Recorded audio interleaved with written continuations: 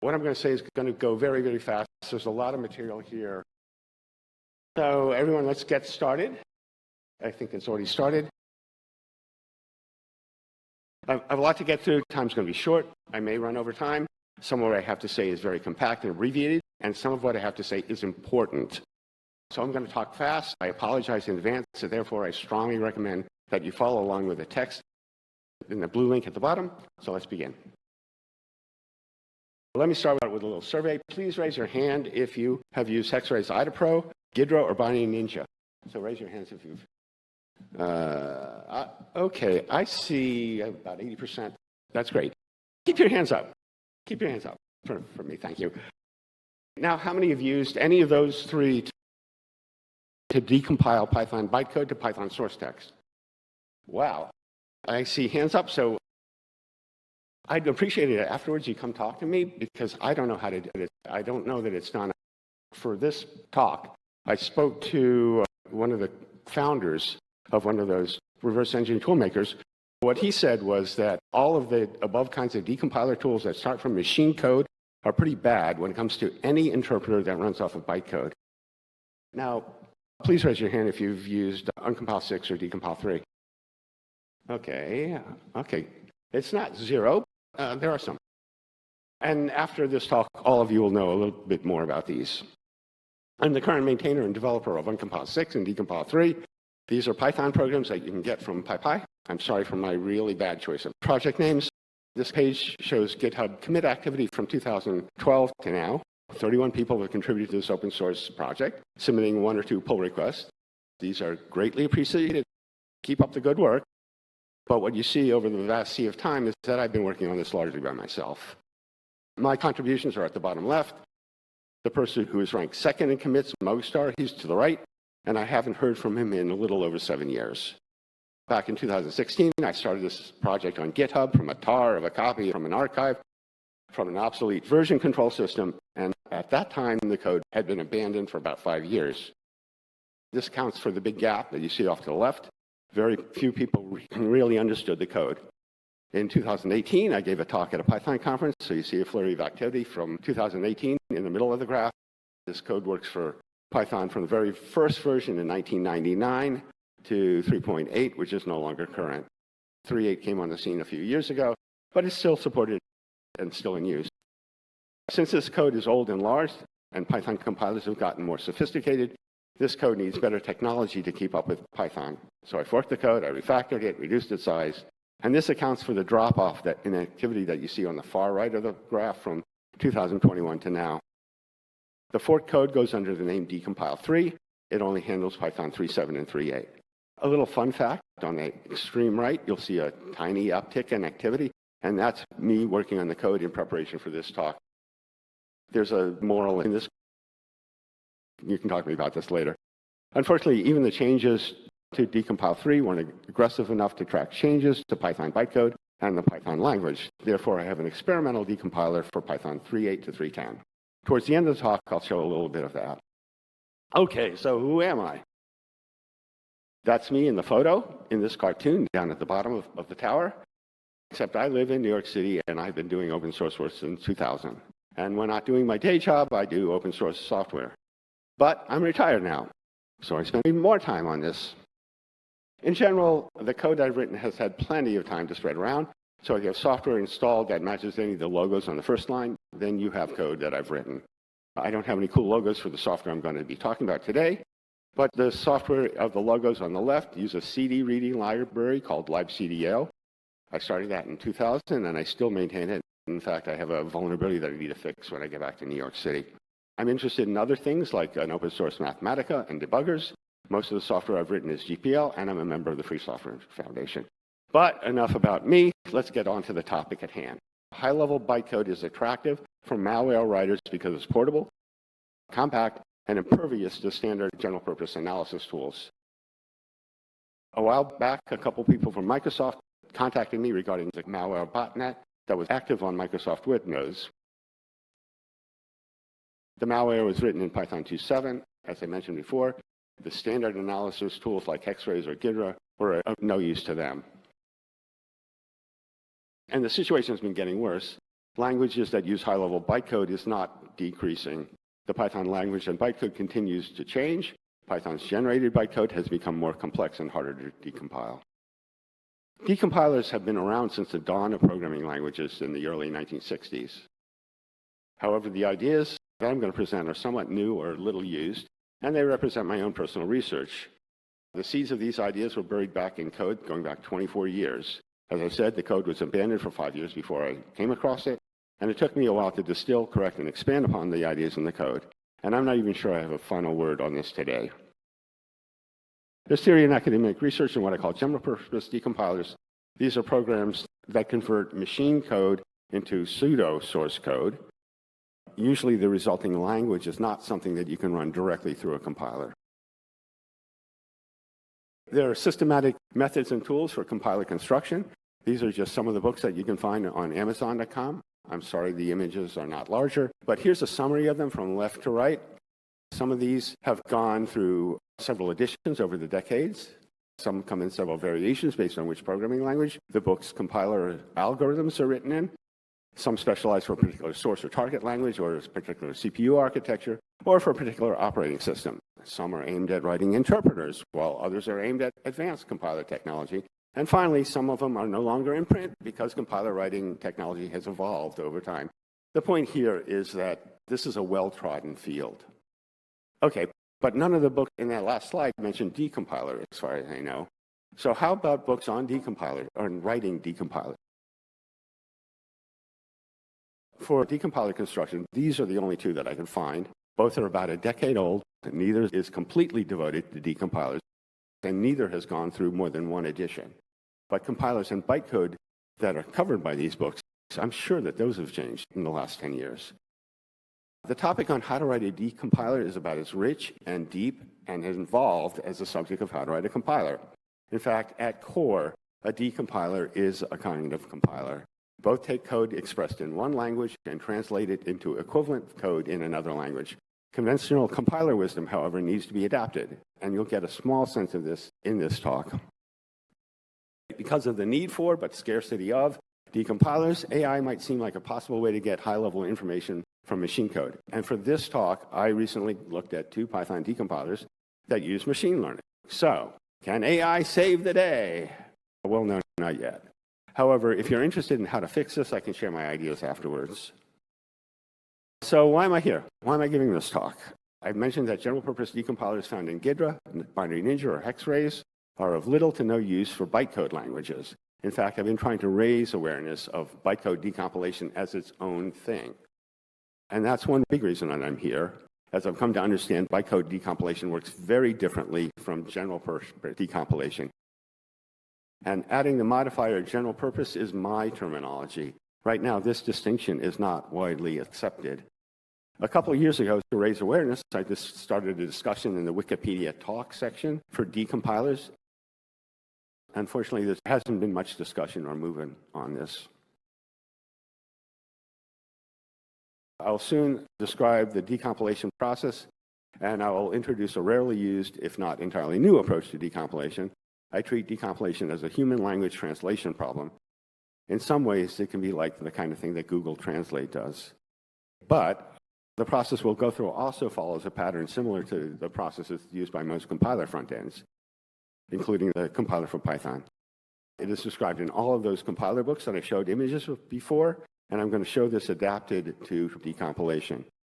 And I think this kind of adaptation that I'm showing you can be extended to create decompilers for other high-level bytecode.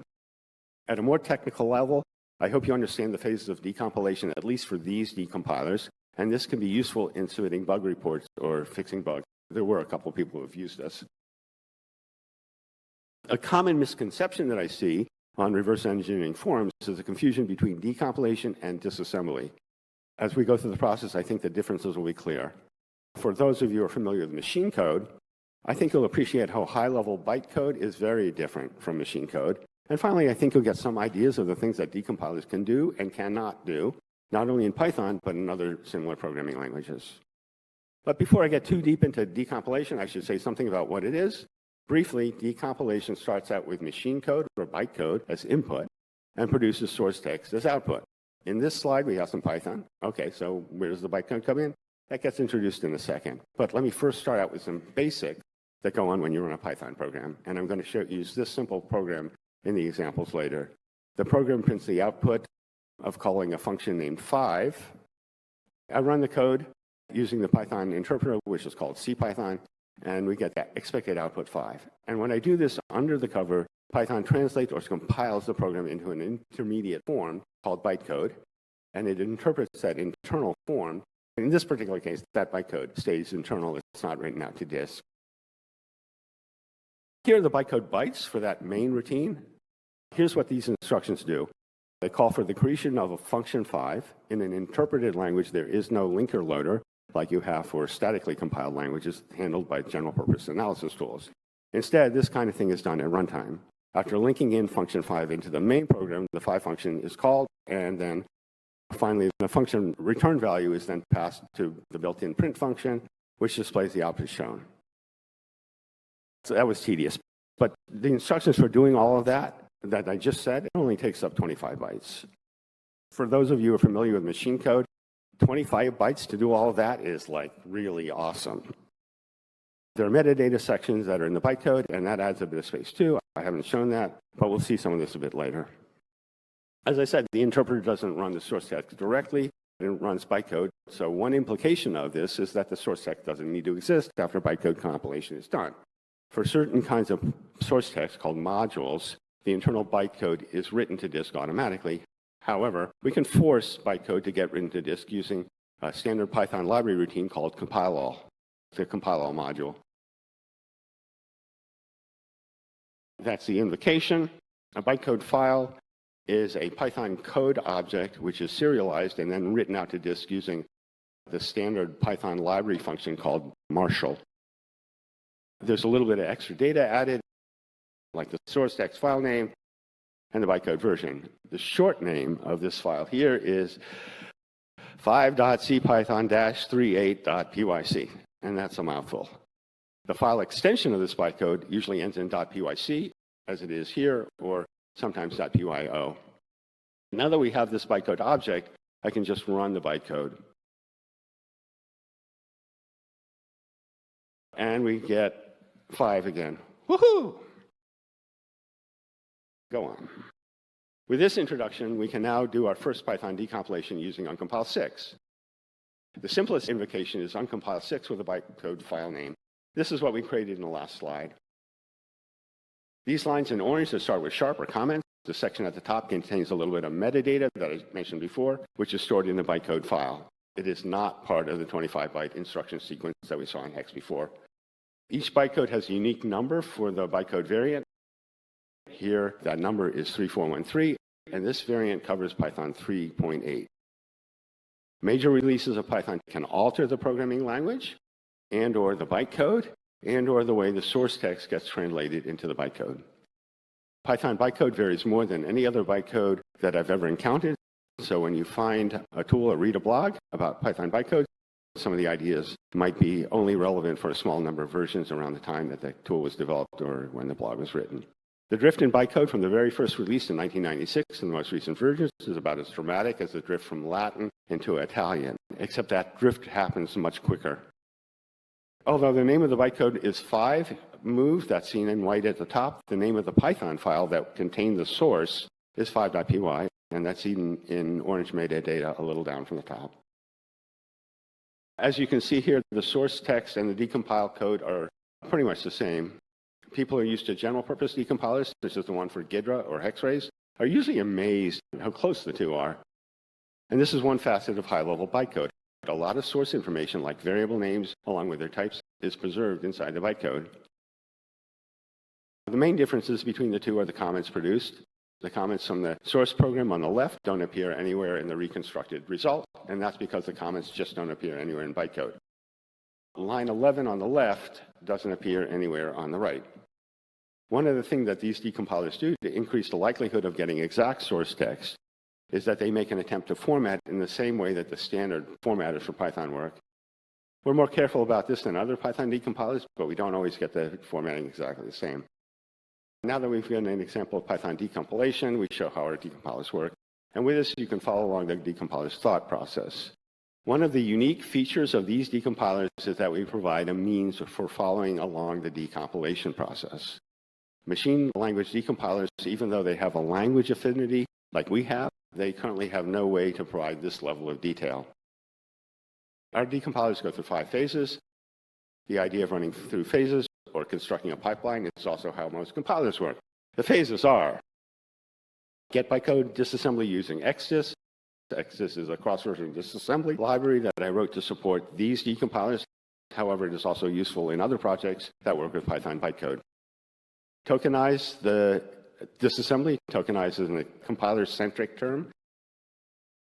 In other decompilers and code analysis tools, this process is sometimes called lifting, as in lifting the disassembly or lifting the machine code. Parse tokens into a parse tree, abstract the parse tree into an abstract syntax tree, and finally produce the source from the abstract syntax tree. And don't worry if you don't understand the above steps. I will go over each step in more detail soon. The scanning and parsing phases in the second and third steps are similar to the beginning steps that compilers use to produce code. And this is the part that is different from other decompilers. The first step in decompilation is carving bytecode bytes into instructions. Here I'll use the bytecode file that we generated earlier as input. And for demonstration purposes, I'll use a standalone program called PyDisasm from the cross-version disassembler package. First, you'll see that, again, there are comments in orange at top. Again, this is metadata about the bytecode. In fact, this particular metadata is exactly the same. For example, the version of bytecode that we have here in the first highlighted line is the same as before, 3413. Now we get to the actual bytecode instructions. I'll go into this more detail later, but the main thing to note here is that the first 2 instructions come from line 1 of the Python source text.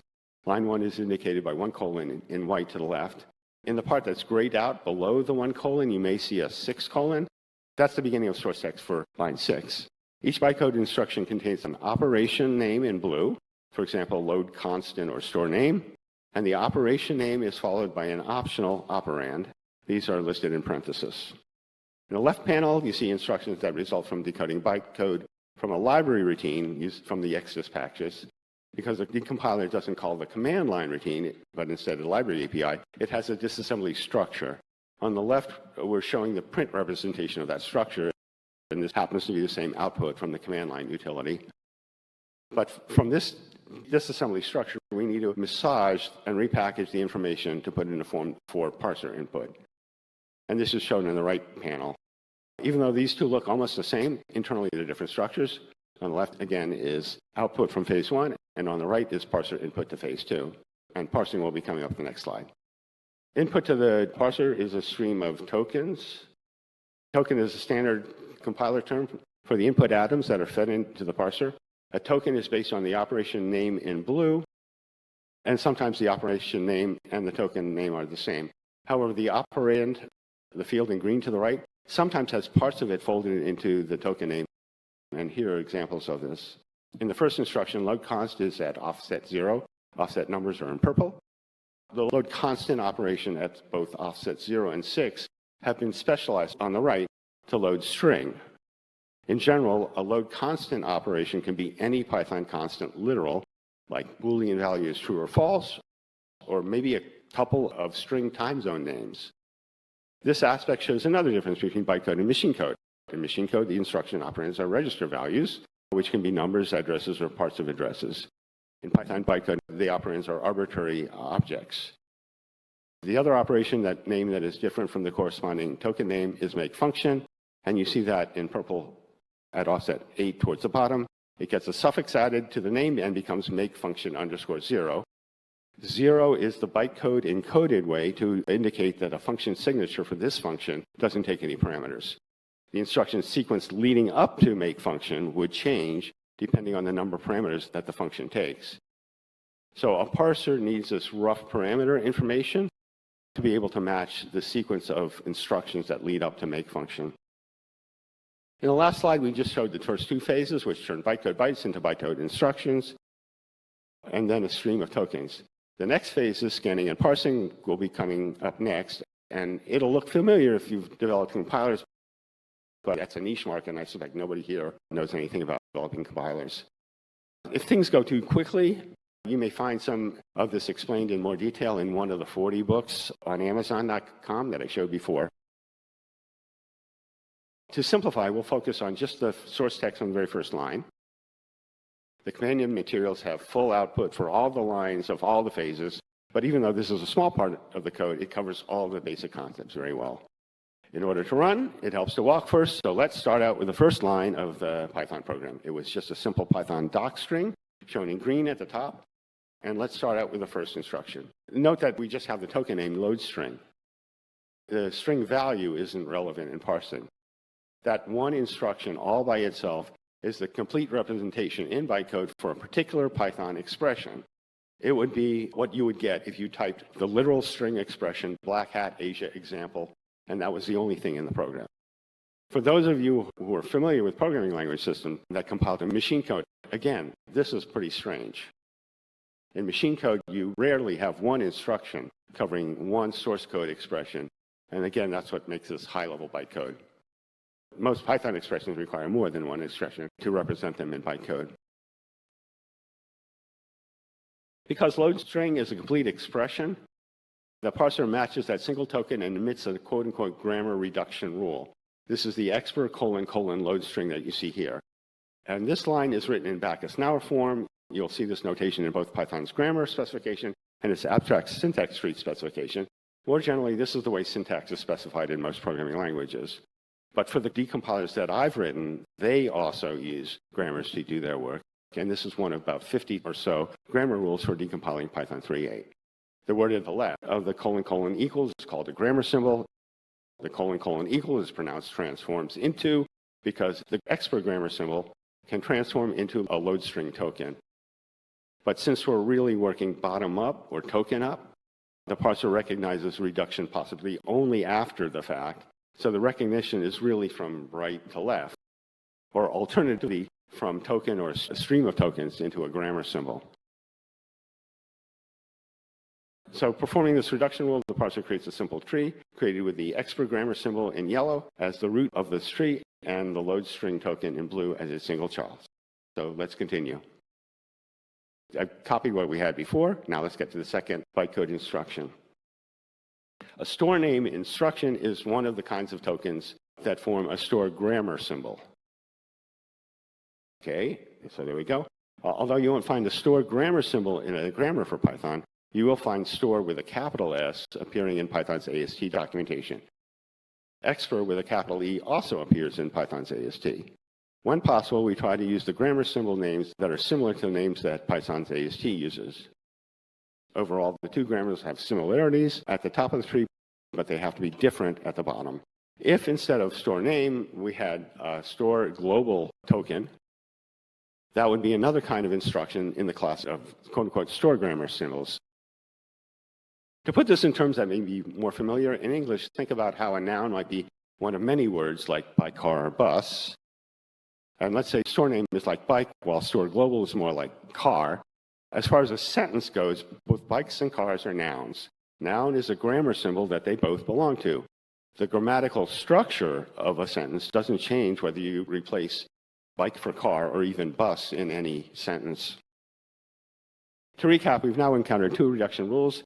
These are the lines in yellow. After the second reduction rule has been encountered, the little graph that the parser is building up on the side looks like this. So now we have two little trees, and let's continue. The parsers match expr and store grammar symbols and build two trees from them. After finishing the store reduction rule, the parser now notices we have expr and store grammar symbols in succession. The grammar that I wrote for the decompilers dictates that when these two are seen in succession, that constitutes an assignment statement. So yet another rule triggers. And these are the two trees that we had before joined. To recap, we matched an assignment statement. Continuing an assignment statement is a kind of statement, and we have a grammar rule to indicate that. Notice that after seeing the second store name in blue from early on, we kicked off a flurry of reduction rules, the lines that start in yellow. This kind of thing happens in bottom-up parsers when you get to the end of the token stream. It is like a detective story where, after the last couple of pages, all the loose fragments and the mysteries of the entire book are finally wrapped up, and the person who wants the code decompiled gives cheers. Here's the final tree. And so now let's see how this is shown in ASCII output. This is the ASCII representation from the graph. In the last slide, it shows more information shown in the graph, but that is because we're also showing token attributes in addition to token names. We see instruction offsets and operand values. Okay, this is great, but recall that we didn't have an assignment statement at the top of the source text. Instead, what we had was a doc string. However, doc strings are implemented in Python using this special kind of assignment to a string variable of that funny name called doc.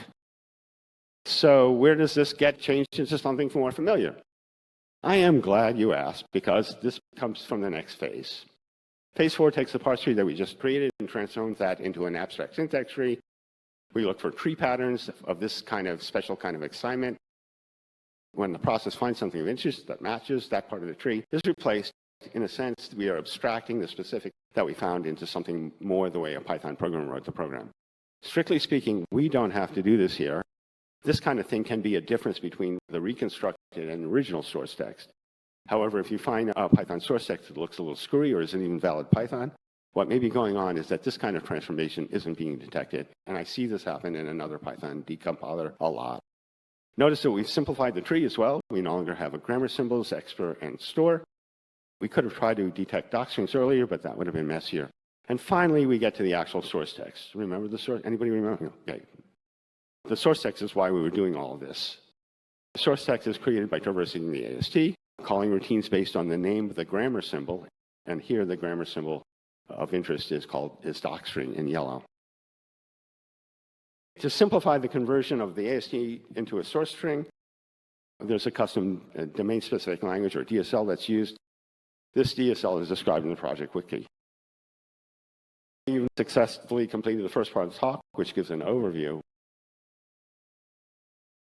I'm going to go on. There's nobody afterwards. So to some of you, if you're not familiar with how compiler front ends work, this last part might have been a little bit intense, so relax. Okay, that's enough time because I'm over time, and because what's coming up may be even rougher. I next go over disassembly in a little more detail and introduce a new idea for Python decompilers. Unfortunately, that's the stuff that's most important, but I had to go through all this material because I have to explain compilers and high-level bytecode. The next stuff uses some advanced compiler technology. But first, I'm going to focus on disassembly for one important reason.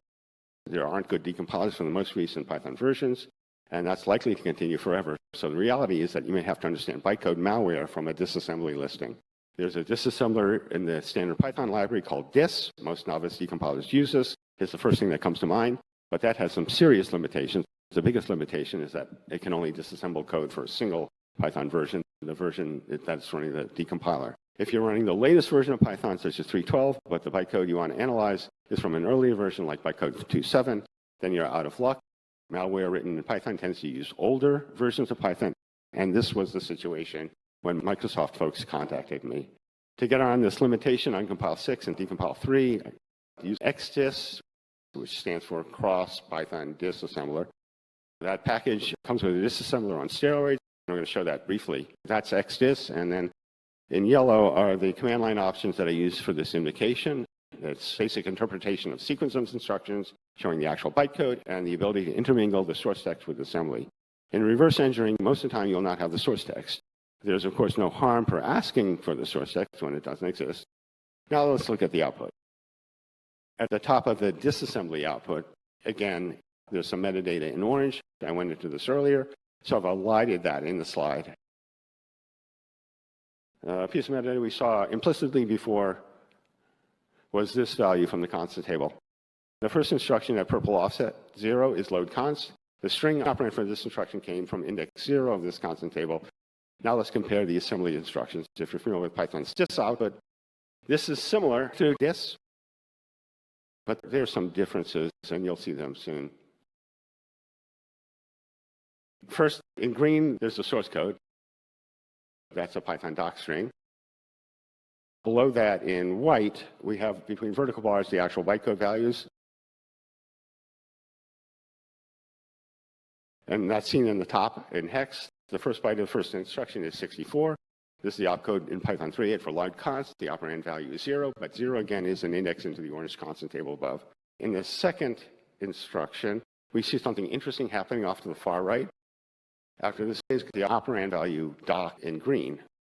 So there's this additional text that says, it's an assignment statement that starts with white. Doc equals black hat Asia example. Here, what the disassembler has done is describe the combined effect of the first two lines. As I mentioned before, this is how Python implements doc strings. Here is a much more complicated example. The companion materials show more detail. Don't get confused between disassembly and decompilation. Even though there's some higher level interpretation, what we have here is disassembly. Internals of the interpreter are exposed, for example, top of stack, or toss equals refers to how the interpreter works.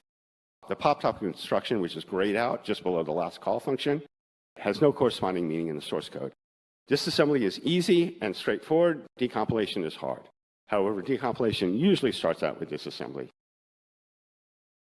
However awesome the disassembler shown in the last slide is, it does have some limitation. Here's an example of something that the disassembler can't reconstruct.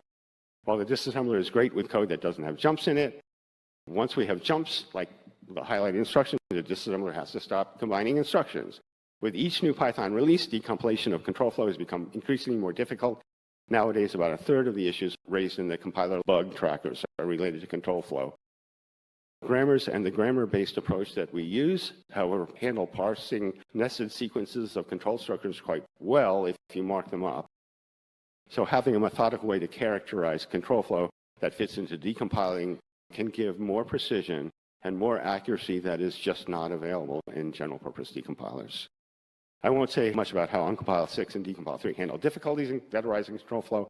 Instead, I'll be using an approach in an experimental decompiler that I'm working on now. Here's the AST for this experimental decompiler. The tokens in white that start BB start, BBN, sibling blocks, block and join, are pseudo tokens that get inserted by a special control flow process that I'll show briefly next. By the end of the next slides, I hope you'll understand a little bit about basic blocks that you see in orange. BB in the token name is an abbreviation for basic block. I hope you get some idea of what sibling and join mean in the token names and what dominator means. That's in the orange operand in the very last line. Now let's consider this simple Python program to count the 1 bit in an integer. If you're interested in algorithms, you might find this code cool and interesting, but the only thing that concerns us when thinking about control flow is that it is a program with the following characteristic. Nested inside the main body is a while loop. There it is. So nested inside the while loop, there's an if-then-else statement, and there's one more nesting level, which is the then and else parts of the if. Here we have more than one item at the same nesting level. Even though the two blocks are at the same nesting level, the two blocks are distinct and separate. In some programming languages like Java or JavaScript, variables declared in each block will be in different scopes. What we want to do to make parsing easier is detect the nesting level, or more precisely, the scope. We want to mark scope boundaries inside the instruction sequence. And that brings us to the orange comments. These capture what I just said. They mark scope boundaries, but I'm doing this in the source text rather than the bytecode instruction sequence. Now, suppose instead of the orange comment, we had the word dominator. The words that have dominator in them, okay, suppose those were non-branching instructions. To get to any instruction that in the same scope or nested scope, you have to pass through that dominator instruction. It acts as a gatekeeper for the group of instructions. Similarly, in order to get to any instruction in the same scope or nested scope that follows, you'd have to pass through, in one of the comments, it says join in it. So now let's look at how the Python interpreter sees things. This is control flow reconstructed from the bytecode instruction. This graph does come from a Python control flow project. I created this project to perform more accurate and faster decompilation of Python control flow structures. However, this project can be used in other kinds of bytecode control flow analysis. Instructions or sequence of instructions are broken into basic blocks. A basic block is straight line code. If there's a jump to any instruction in that block, it has to be to the first instruction. And if a block contains any jumping instruction, there can only be one, and it's the last instruction.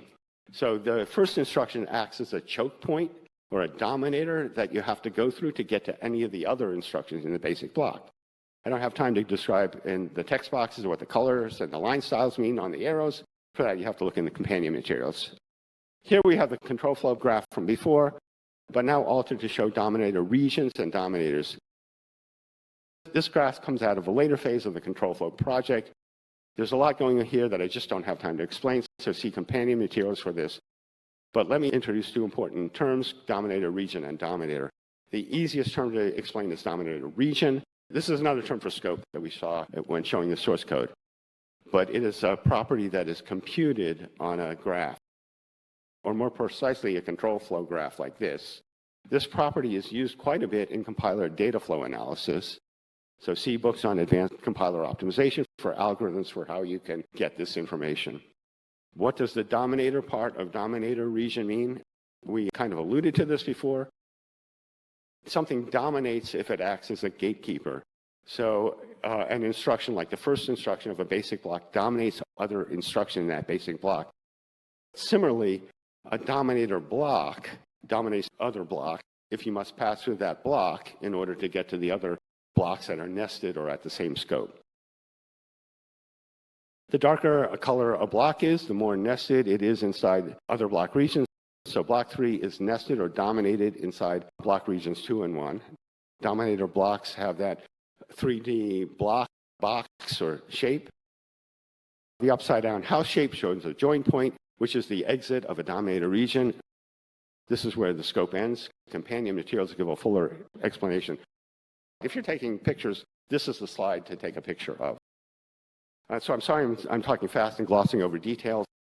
This slide was my motivation for giving this talk, and I'm already over time because I have to give all this background.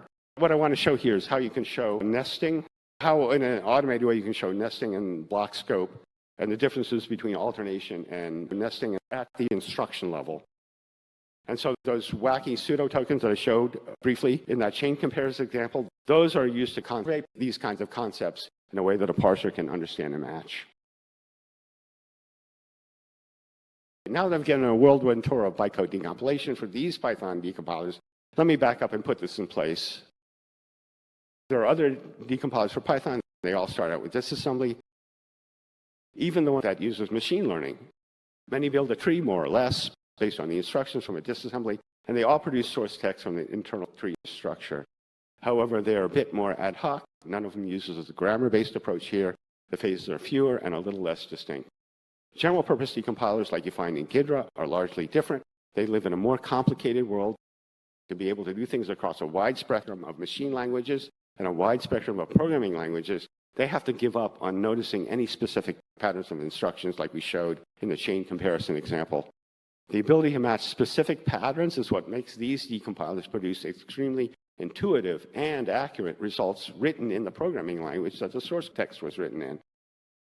Control flow in general-purpose decompilers is its own can phase, and that phase doesn't take into account the specific target programming language that produced the code, or the specific set of control flows that are in that source language. Our control flow is intimately tied with the control flow for a particular Python version. Python has an extremely rich set of control flow structures. I know of no canned control flow detection mechanism that would be able to cover all control flow mechanisms that Python includes, such as else clauses on while, for, and try blocks. Our approach uses tokenization to facilitate parsing. This is similar to the lift phase in general-purpose decompilers. In general-purpose decompilers, the lifting language is sometimes the LLVM or an LLVM-like language. In Python, our intermediate language is very much tied to Python bytecode.